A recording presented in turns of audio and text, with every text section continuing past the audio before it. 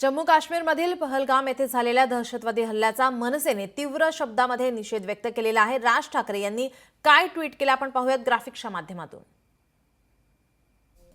दहशतवादी हल्ल्याचा महाराष्ट्र नवनिर्माण सेना तीव्र निषेध व्यक्त करत आहे। हल्ल्यात मृत्युमुखी झालेल्यांना भावपूर्ण श्रद्धांजली। ही घटना अतिशय गंभीर आहे। या प्रसंगात मनसे सरकारच्या पाठीशी पूर्णपणे उभी राहील। केंद्र सरकारने या हल्लेखोरांचा आता असा बंदोबस्त करावा की पुढच्या 10 पिढ्यांना आठवून सुद्धा थरकाप उडायला हवा। हल्लेखोरांच्या मागचे सूत्रधार कुठेही लपले असू देत, त्यांना आपली शक्ती काय आहे हे कळलंच पाहिजे।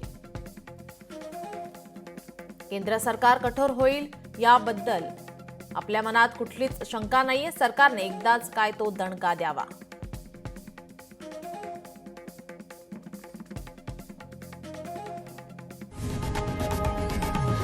लोकशाही मराठी ऐका, पहा, जागरूक रहा।